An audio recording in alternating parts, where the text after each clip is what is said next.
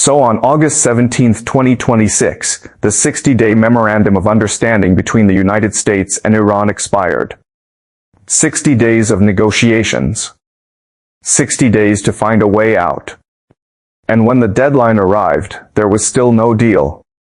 Trump stood in the Oval Office and told reporters that Iran very much wants to make a deal, but won't accept the necessary terms.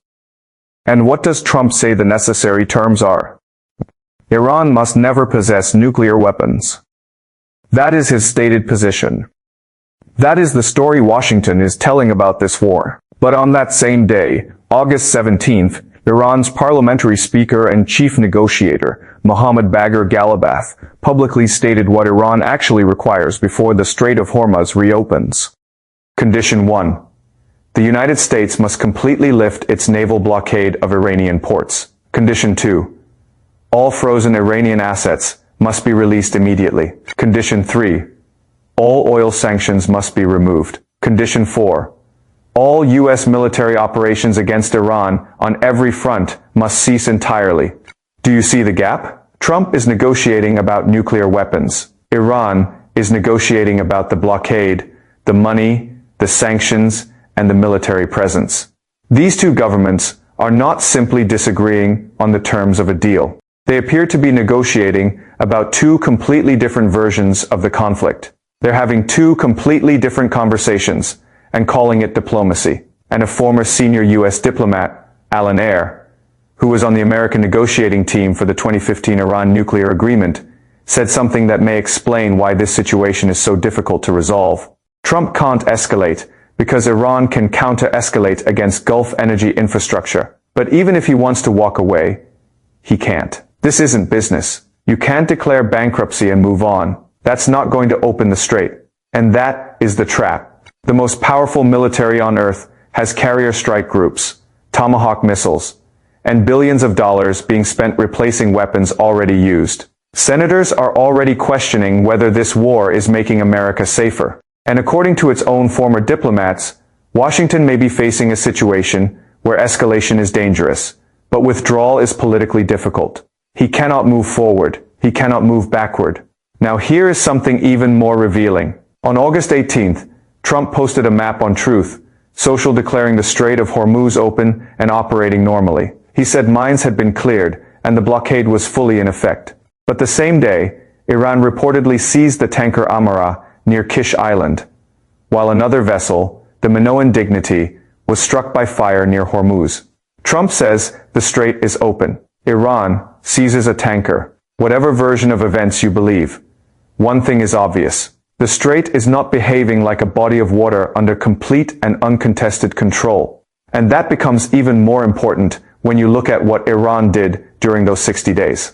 While everyone was talking about de-escalation, Iran was preparing. Missile and drone production increased. Command structures were consolidated. Advisors and allied forces across Iraq, Yemen, and Lebanon were positioned for the possibility of a wider conflict. Naval mines, anti-ship missiles, and drone capabilities were prepared around the strait. And here's the strategic point Washington cannot ignore. Iran does not necessarily need to defeat the United States. It only needs to make the cost of escalation greater than the political value of continuing the war. That is asymmetric warfare. A weaker power does not always have to destroy the stronger power. Sometimes it only has to make victory impossible to define.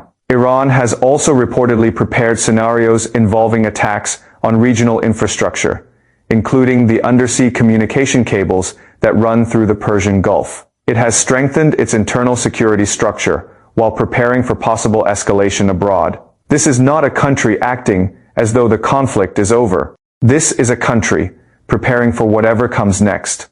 And that brings us to one of the most important questions in this entire conflict. Why are the Arab states mostly silent?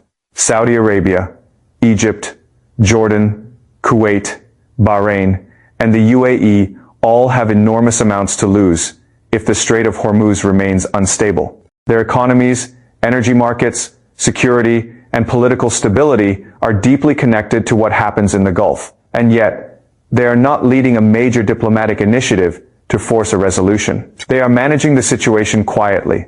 Why? because every one of these governments is balancing multiple dangers at the same time. Iran is a threat, but so is regional instability. They depend on American security, but they also know that American power may not remain permanently committed to the region. They have relationships with Israel, economic relationships with China, and their own internal political concerns. Silence, in this situation, may not mean weakness. It may be a survival strategy, but to understand why the current Middle East looks the way it does, we need to go back to 1996. A document was published called A Clean Break, a new strategy for securing the realm. It was written for Benjamin Netanyahu's first term as Prime Minister of Israel. Its authors included Richard Perle, Douglas Feith, and David Wurmser. The document argued for a fundamental restructuring of Israel's strategic position in the Middle East. It promoted a more aggressive approach toward hostile regional powers and discussed reshaping the balance of power in countries, including Iraq, Syria, Iran, and Lebanon. Now fast forward 30 years. Richard Perle later became chairman of the Defense Policy Board under George W. Bush. Douglas Feith became Under-Secretary of Defense for Policy. David Wurmser served as a Middle East advisor to Vice President Dick Cheney. And during that period, Iraq, the first major state identified in the strategy of regional restructuring, was invaded. Now, does that prove that every event since then has been part of a secret 30-year plan? No, history is more complicated than that. But it does raise an uncomfortable question. What happens when strategic ideas survive for decades, and the people who helped develop those ideas later enter positions of power? That question matters today, because the Middle East is once again being reshaped. The technology has changed.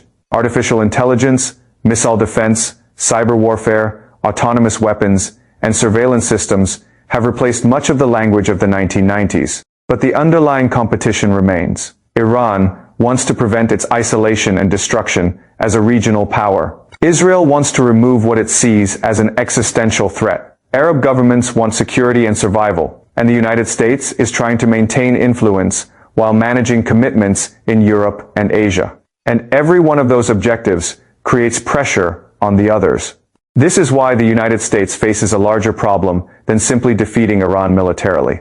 Military superiority does not automatically create a political solution. America can destroy targets. But what happens after that? What happens to Gulf energy infrastructure? What happens to global shipping? What happens if the conflict expands through Iraq, Yemen, or Lebanon? What happens when American resources are pulled from other regions?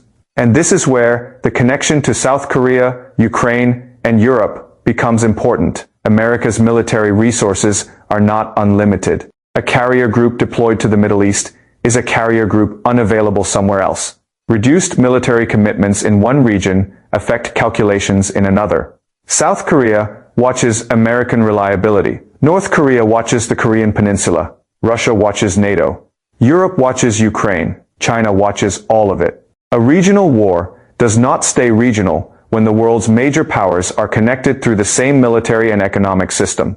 And that brings us back to the Arab states. The real danger is not necessarily that these governments are controlled by any single outside power. The danger is that every country is making short-term decisions based on its own survival. But short-term survival can create long-term consequences. Every government that completely breaks diplomatic relations with Iran removes one possible bridge for future negotiations. Every disputed attack in the Gulf creates more pressure for governments to take sides. And when another incident occurs, whether it is real, misidentified, or deliberately manipulated, the political effect can be the same. It pushes the region further toward confrontation. Now I know what some of you are thinking.